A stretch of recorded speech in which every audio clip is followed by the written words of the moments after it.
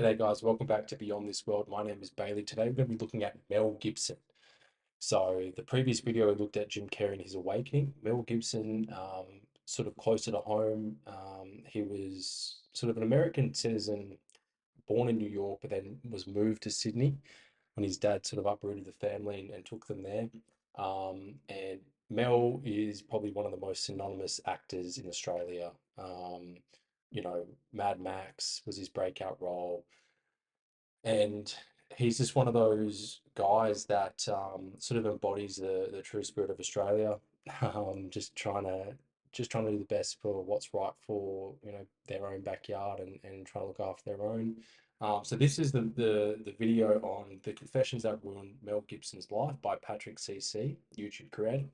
So we're going to be looking at sort of what he experienced coming into Hollywood, what he sort of saw, what he sort of felt, and then um, how he sort of identified that the elite and the people in power are the ones that you've got to really be careful of, especially with child trafficking, sexual exploitation in the film industry. Obviously, Harvey Weinstein and then Jeffrey Epstein and all those cover-ups that sort of came on and unveiled themselves as time went on, and then obviously the collapse of Hollywood and what that means for him now that he's sort of gone into more indie filmmaking. And he sort of followed the same narrative of The Sound of Freedom, which is a film that was released a couple of years ago. It was about, child trafficking and child exploitation and such. So let me get into this for us, and I'll pause it as we go. Let's get into it. Mel Gibson attempted to warn us about the hidden evils of this world countless times in the past 30 years. Whether he was outing predatory Hollywood elites or attacking the president, he refused to hold his tongue on controversial topics, which made some very powerful people upset with him. His unapologetic opinions have rendered him a reputation as homophobic, anti-Semitic, racist, an abuser, and straight up crazy, which resulted in him losing major film roles and nearly being blacklisted from Hollywood. Most people's number one fear is public humiliation, okay? I don't give a fuck anymore. I'm not afraid of it because I've had plenty. However, after his recent appearance on the Joe Rogan podcast, it seems the opinion about Mel has dramatically shifted. Love how Mel is at the intersection of genius and madman. Mel Gibson, one of the few Hollywood actors that I feel has a heart of truth. Over the years, Hollywood's dark secrets have slowly come to light, with some of the most unimaginable conspiracies being considered in normal discourse. Today we are going to analyze the controversial things that ruined Mel Gibson's reputation in Hollywood, starting with this 1998 interview where he may have crossed a line. Other points of interest about women, There's a producer I know, successful producer, I will not mention names, but his whole opinion about women on film, from beginning to end, is very brief. He says, women on film, either naked or dead. Both is better. Although we don't know for sure, perhaps Gibson was referring to Harvey Weinstein, because just a couple years after this interview, he created the film Frida, where Salma Hayek alleged that Weinstein would only let her finish the film if she agreed to do a scene with another woman, and he demanded full frontal nudity.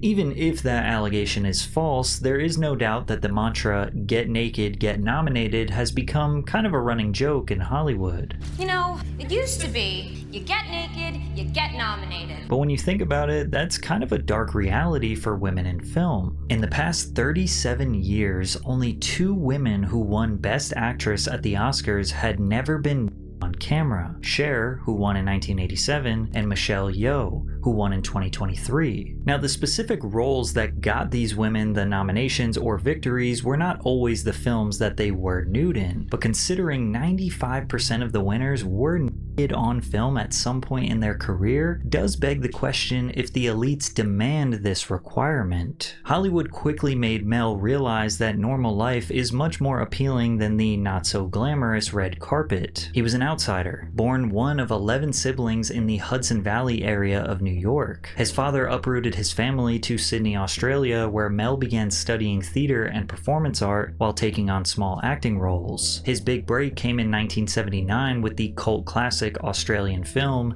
Mad Max. Produced on a budget of just $350,000, Mad Max earned an astounding $100 million worldwide, setting a Guinness World Record as the most profitable film in history at that point. Naturally, they made a follow-up film, which many fans believe to be one of the best sequels ever. Mel continued to focus on Australian films. By 1985, he had a few hits under his belt and even was paid $1 million for his reprisal of Max Rokitansky in Mad Max Beyond Thunderdome. In 1987, the 30-year-old Australian superstar decided to take his talents to Los Angeles, California, where he immediately felt uncomfortable with his surroundings. When I came over here, I had a whole bunch of weird paranoid suspicions about what the hell was going on, because there was a lot of stuff I couldn't understand and nobody was really bothering to explain it to me. And I formed a bunch of opinions about the town and about the people in it that were like, surely that couldn't be, because a whole place can't be like, Weird Town, where the stranger wanders in and all the people are in the bar and they all shut up when he looks at them and they tell you don't go into the house on the hill, and it's like that. And then you go away and you think, no, I was wrong. I mean, that's insane thinking. I'm paranoid. I imagined that stuff.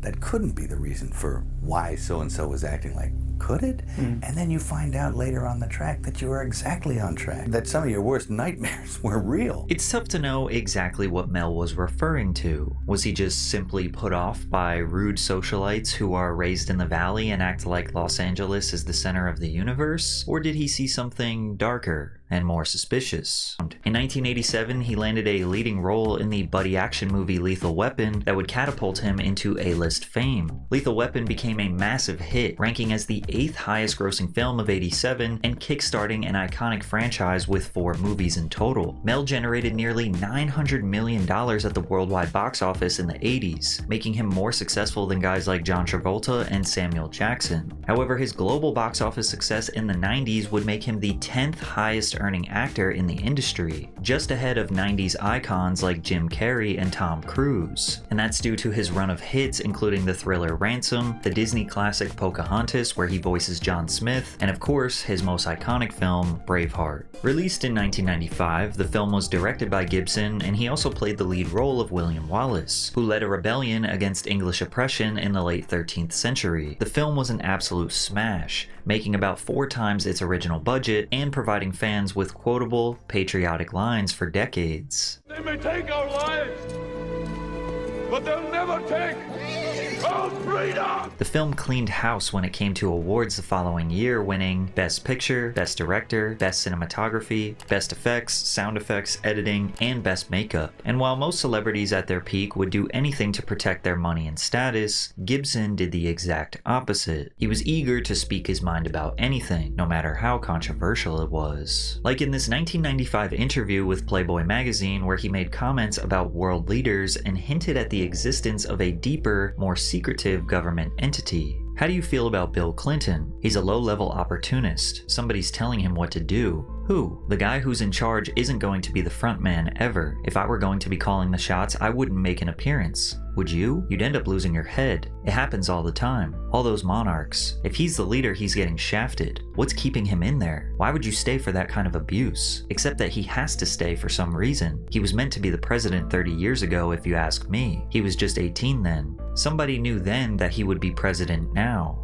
You really believe that? I really believe that. He was a Rhodes Scholar, right? Just like Bob Hawke. Do you know what a Rhodes Scholar is? Cecil Rhodes established the Rhodes Scholarship for those young men and women who want to strive for a new world order. Have you heard that before? George Bush? CIA? Really, it's Marxism, but it doesn't want to call itself that. Carl had the right idea, but he was too forward about saying what it was. Get power, but don't admit to it. Do it by stealth. There's a whole trend of Rhodes Scholars who will be politicians around the world. As you can see, Mel Gibson was a conspiracy theorist before it was considered cool, because Mel's theory about Bill Clinton is very similar to what many have felt and talked about Joe Biden for the past 4 years, primarily due to Donald Trump just straight up saying that a shadowy secret entity referred to as the deep state are actually running the country. Now, both political parties have justifiably criticized Joe Biden's mental and physical health, questioning if he was ever fit to hold office, but even if the deep state is just a conspiracy, we can all agree that rich oligarchs with billions invested into who lobbying and greasing politicians' pockets are really who call the shots in this country. Yet just when it seems like Mel Gibson is voicing opinions no other celebrity would dare risk, he says something that makes you genuinely question his sanity. Like when he met Christopher Walken and witnessed his supernatural abilities. No,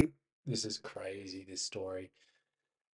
This is honestly like, it goes into sort of shape-shifting sort of territories with this story. he came to see me on a rooftop in New York. I said, "Hey, can I talk to you?" And he said, "Sure." And he floated in sideways through a crowd of people. He was wearing black, and it was like one of those old vampire movies where they don't walk but they glide. And he was a dancer, you know, so he has he's very you know, graceful. Yeah. And he moved sideways, and he just sat down in a chair next to me, and it kind of frightened me. And he's a very smart guy. And we started talking, and I didn't, you know, say much of anything about reading the script, nothing. I just started talking about the Middle Ages, and he began to talk tortures, and we swapped tortures because I'd read this book on torture, and I tried to recall some of the most heinous things I'd ever read in this book, and he was like, oh, and he'd try and top it, and it got, and my assistant was there, and he left because he couldn't stand it anymore. Yeah. The air had turned cold, and then he left, and I wanted to leave because I knew that I didn't want to work with him, and he was getting scary. And then I turned around, and it was on top of the Peninsula Hotel. I turned around to avoid his steady gaze at one point, and I was looking at a building with the top of the sixes on it, so there was a huge illuminated triple six in red. And I went from that to that to that, and he started smiling, and I thought, oh no, Chris Walken is the Antichrist. Mel toes this line of absolute insanity while recalling enough details to believe his stories are true. Does Mel actually think Christopher Walken has some sort of devilish abilities, or did they simply have a strange conversation and he is referencing the 1993 film True Romance, where Walken says he is the Antichrist? Do you know who I am, Mr. Wally? Who are you? The Antichrist. But this wasn't the only time in the interview where Gibson mentioned a satanic presence in Hollywood. A place like this can humiliate you. And it can humiliate you, it can be humbling. I mean, it does rip your life to pieces. Does it? If you'll let it. Yeah. And it's always pounding at the walls. It's these little guys, these little heathens with no soul downstairs with horns on their head with a battering ram trying to like beat your walls in. Now, I think it's safe to assume that Mel did not actually meet little trolls with horns on their heads, but still to this day there are widespread fears of satanic ritual abuse and cult activity, particularly in Hollywood. These fears go all the way back to 2nd century Rome. There were claims that secret Satan-worshipping cults exist that ritualistically abuse and sacrifice children. The European witch hunts of the 15th, 16th, and 17th centuries also incorporated claims of devil worship and child sacrifice. But America, which is a predominantly Christian nation, didn't feel any widespread threat of Satanism until the 1980s during the Satanic Panic, and most of that threat came from Hollywood. Movies like The Exorcist and Rosemary's Baby were frequently cited as examples of Hollywood glorifying Satanism and influencing impressionable audiences with demonic imagery. Bands like Black Sabbath, Judas Priest, and Iron Maiden were targeted for their dark imagery and lyrics, with people being so desperate that they played the songs backwards to find secret messages.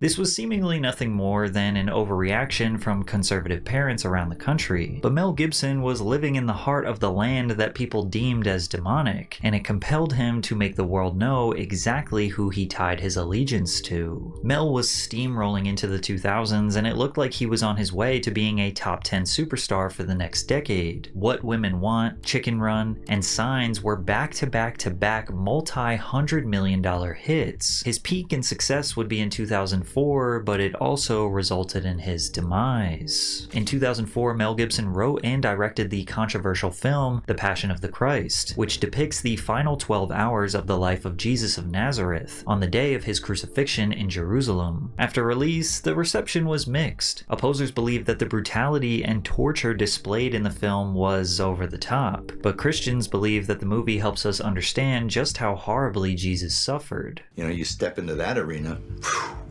you know, it's going to create some fireworks. Did you think about that before you did it? Well, I thought, you know, a lot of other people did it. You know, George Stevens did it, and Cecil B. DeMille, and Franco Zeffirelli did it, and man, they didn't get too much. So I thought, oh, I'll just try this, but man, it just was like, well, it was like lighting the world on fire. Well, you brought the pain to it. I sort of, you know, got gritty with it. Did you ever think it was too much?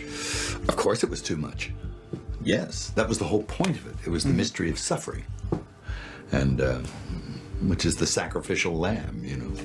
I mean, if it was easy, it isn't worth much. We know that Mel's film is not completely accurate to the Bible, such as depicting Satan as a woman and overemphasizing the story on Mary. The ADL, the leading anti-hate organization working to stop the defamation of Jewish people, said this film continues its unambiguous portrayal of Jews as being responsible for the death of Jesus. There is no question in this film about who is responsible. At every single opportunity, I love this. I love this part about Jews being responsible for Christ's death because, yeah, everything links back to them. Mr. Gibson's film reinforces the notion that the Jewish authorities and the Jewish mob are the ones ultimately responsible for the crucifixion. The Vatican proclaimed that the Jews were not responsible for the murder of Jesus.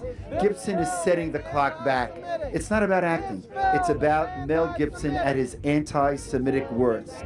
This lie inspired the murder of my people and the millions over the centuries, and this lie inspired the Holocaust itself. But with all the controversy, the film did amazing at the box office. With a budget of just $30 million, it made more than $600 million worldwide, holding the record for the highest earning R-rated film for years. Additionally, the film can be credited in making church attendance rise and inspiring many people to reconsider and focus more attention on their faith. Regardless of its biblical inaccuracies, followers of Jesus believe the film is a net positive influence overall. However, the film is still widely regarded by many to be anti-Semitic and dangerous, and Jewish people's suspicions of Mel's underlying beliefs would be confirmed after a drunken rant with a police officer. At 2:36 a.m. on July 28, 2006, LA County Deputy James Mee pulled over Mel Gibson driving 87 miles per hour in a 45 mile per hour zone in Malibu. The officer spotted an open bottle of tequila in the passenger seat. Mee administered a breathalyzer test which showed the actor to have a blood alcohol level of 0.12%, well over the legal limit of 0.08. Gibson threatened the officer while sitting in the back seat of a patrol car, saying he, quote, owns Malibu and will spend all his money to get even with him. Gibson blurted out a barrage of anti-Semitic remarks about the Jews and yelled out, "The Jews are responsible for all the wars in the world." Gibson then asked the officer,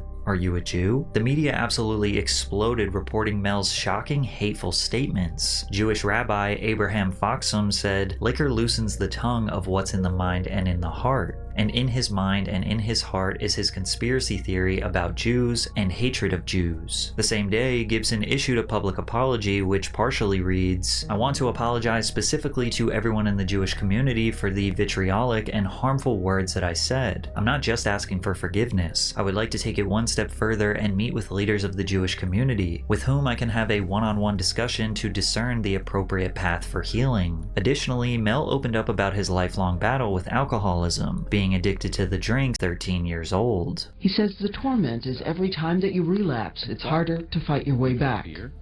The risk of everything, life, limb, family,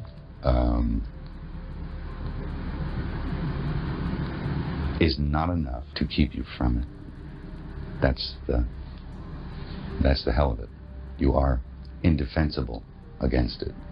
If your nature is you one of will alcoholism. sacrifice Anything Most of the Jewish community felt that Mel Gibson's apology is unremorseful and insufficient, and this controversy was the nail in the coffin for his career. For the next 5 years, he virtually disappeared from Hollywood. This resulted in his fans believing that he was silenced for criticizing the Jewish people. To learn who rules over you, simply find out who you are not allowed to criticize. Don't sweat it, Mel. You're still welcome in Australia. We can handle the truth. And the conspiracies tied to this line of thinking would not slow down. In fact, they just got worse. During Mel's hiatus, there was another rush of the satanic panic and hyperfixation on Hollywood's ties with the devil. In the 2000s and 2010s, just about every mainstream pop artist and rapper has been accused of being in the Illuminati due to their own lyrics or their own imagery. The theory is that you cannot achieve this level of success without entering the secret society that controls the entertainment industry. Jay-Z and Beyonce are some of the most high-profile celebrities accused of being tied to the cult. The two holding up their signature Rock Nation hand sign was believed to symbolize the all-seeing eye, which is commonly associated with the Freemason logo or Illuminati symbolism. Beyonce even went out of her way to show the sign during the Super Bowl halftime performance. She even once posted a photo on Instagram of her blocking out Jesus over an Andy Warhol mural of the Last Supper. You also had Jay-Z's video for On to the Next One, which is loaded with symbolism: a crucifix, thick red lips dripping blood, and goat skulls with massive horns. Whenever a tragic death happened in Hollywood, it was attributed to being a ritualistic sacrifice. Rumors circled that Kanye West sacrificed his own mother, who tragically died during plastic surgery, to achieve even higher levels of fame, or that Amy Winehouse was trying to leave or refuse the Illuminati, and she was killed for it, which was amplified because of what she said in this interview.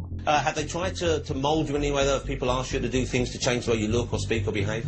Yeah, one of them tried to mold me into a big triangle shape, and I went, no! Now, none of this information can be substantiated with any facts. We don't even know how any of these rumors or conspiracies started in the first place, but that doesn't mean that they're entirely baseless. There are a considerable number of celebrities that have leaned into the conspiracy as a shocking formula to get attention in the press. Like when Lil Nas X sold 666 pairs of Nike sneakers with pentagrams and a drop of real human blood on them, and his Montero music video where he descends down to hell to give the devil a lap dance. There have also been some stars straight up admitting to having an allegiance to the devil. Thank you to Satan for giving me inspiration on how to play this role. He is in the Illuminati. I'm in the Illuminati. That's how I got introduced to the music industry. Because I swear I wanted to be like the Amy Grant of music. Yeah. But it didn't work out, and so I sold my soul to the devil. Yet most people chalk these confessions up to nothing. It's weird because back in 2013, 2014, I went to Katy Perry's concert, and it was riddled with Egyptian theming, the all-seeing eye, pyramids, you name it, and it had dark undertones the whole performance, and I came out of it just going, what was that? I felt like she was casting a spell in the performance, and whether it caused me down the line to have any sort of suffering as a result is under some scrutiny, I guess. Is definitely subjective, but it was definitely weird.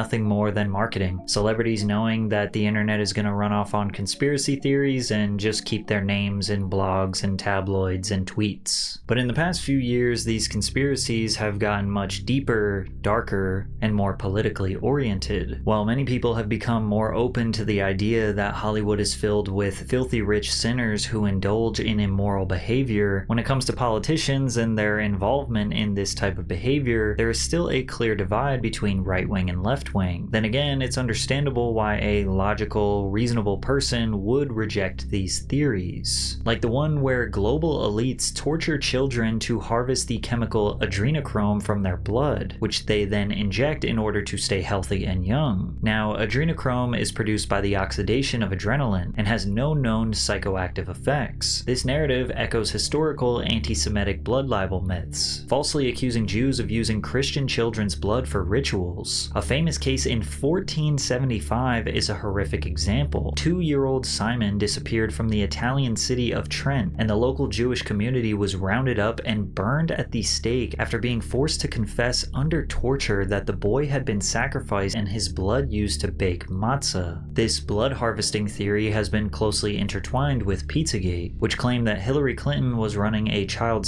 ring out of the Comet Ping Pong Pizza Shop in Washington, D.C. The origins of this conspiracy derive from 30,000 leaked emails sent to and from Hillary Clinton's private email server while she was the Secretary of State. The emails were mainly about fundraising events, but high-profile pro-Donald Trump figures such as Mike Cernovich and Alex Jones began advancing the claim that the emails were proof of ritualistic child abuse.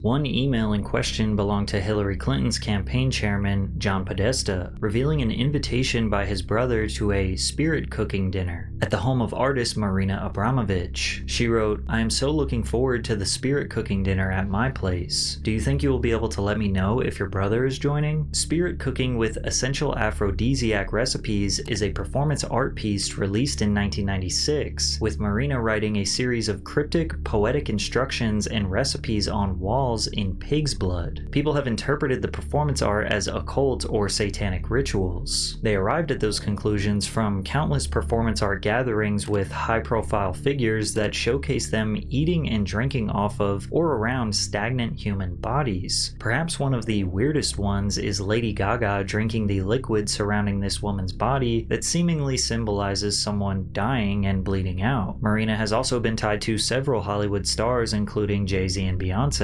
She even directed and was featured in Jay-Z's 2013 performance art film called Picasso Baby. Nobody knows exactly what happened at these private spirit cooking dinners or if Hillary Clinton even attended, but many believe that the elites are acting openly to taunt the public. Opposers look at the believers of these conspiracy theories as really nothing more than victims of right-wing propaganda. There is no doubt that Trump's relentless attack on the mainstream media for pushing fake news has led to many people automatically questioning what they see online and in the news. Now, asking questions and wanting to fact-check things is completely normal, but it can start to spiral out of control. Opposers believe that these conspiracies rely on extreme, unfounded claims that defy logic, evidence, and basic scientific understanding. The deep social and psychological entrenchment of believers coupled with their rejection of credible evidence can make individuals seem disconnected from rational thought, which is perfectly represented by this QAnon follower subjecting his children to his ideologies. Now you have to understand that he speaks in cryptic code. There's actually a Q clock that you have to decipher all this stuff from.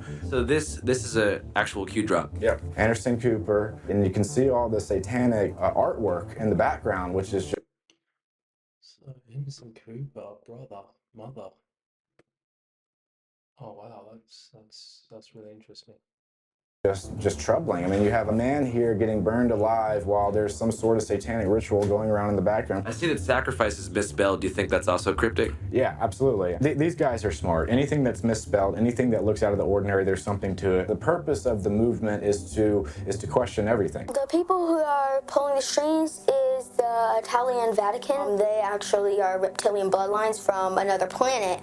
That's crazy, this kid knows that sort of stuff. What? They're basically robots. And the evil people that are there, such as the Rothschilds, who suck blood out of children to get adrenochrome and stay young and beautiful forever. But then something happened that gave enough justification to conspiracy theorists to essentially believe every rumor they ever heard, which was the investigation, arrest, and death of Jeffrey Epstein. Epstein was a high-profile financier that operated a vast network of sexual abuse and human trafficking involving underage girls. Countless powerful figures and high-profile celebrities were connected to and friends with Epstein. Suddenly, the idea that there is a pedophilic global sex trafficking organization that Hollywood stars may be involved in wasn't a conspiracy. It was true. However, since Jeffrey Epstein happened to die before he went on trial, the case remains unsolved. And still, 6 years later, no names, no flight logs to his private island, or really any information has been revealed that incriminates any co-conspirators. As far as we know, Epstein and his wife Ghislaine Maxwell were the only two operators and offenders. Mel Gibson saw this as the perfect time to revive his career, to come back and express the sentiments he alluded to 25 years prior. One of the most disturbing problems in our world today is human trafficking, and particularly the trafficking of children. Our future is our children. Now, the first step in eradicating this crime is awareness.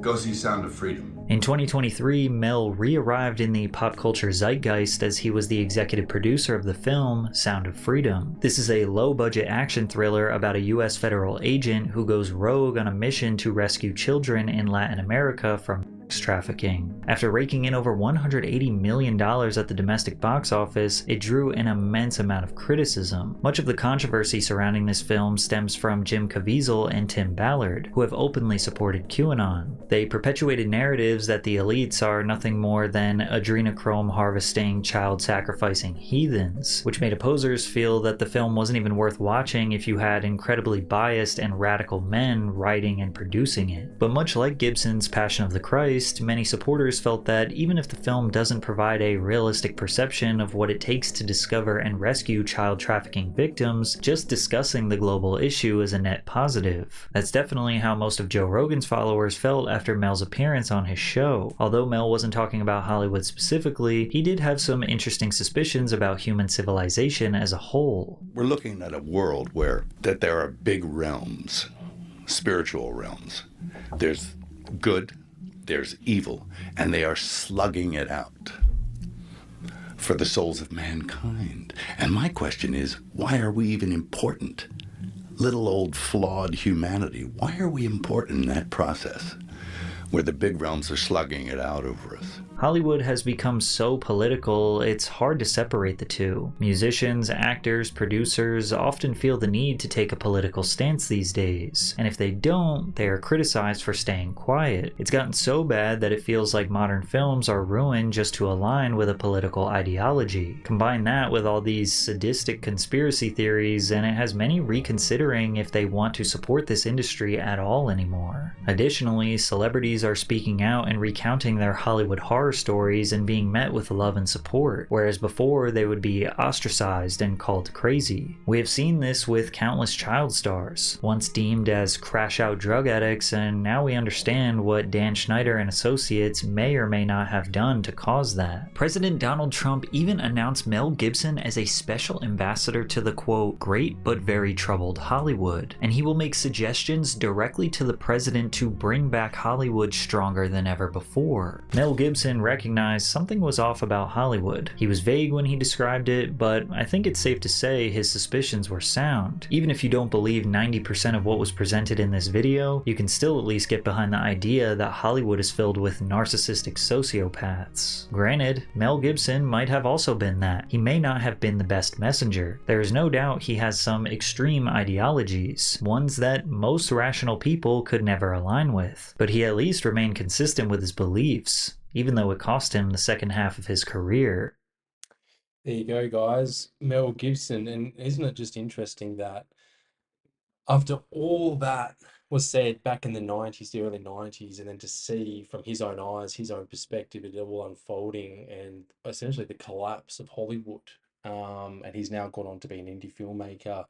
Obviously 2004 he did The Passion of Christ, and then just recently did The Sound of Freedom with Jim Calzil or Cal, I don't know how you say his last name, but yeah, it's unbelievable that all of what he said sort of came to fruition. But he is still a voice of reason, and he is doing the good fight for this world. And obviously with the wildfires in Los Angeles and Hollywood as a whole is in a deep hole. They're probably not going to be able to recover. Obviously with the Weinstein, the Epstein, the links with the Mossad agents and the CIA being owned by Israel and obviously then run by the Jews, as Mel alluded to, everything links back to them. The more deep dives that you do and the more research that you do, everything ultimately runs back to them, and you follow the money trail. and you go, wow, geez, so what happened in World War II? Anyway, guys, please like, subscribe, comment down below what your thoughts are and what you suggest I do next for a video. Open to any ideas and suggestions. Until the next one, guys, thank you very much. See ya.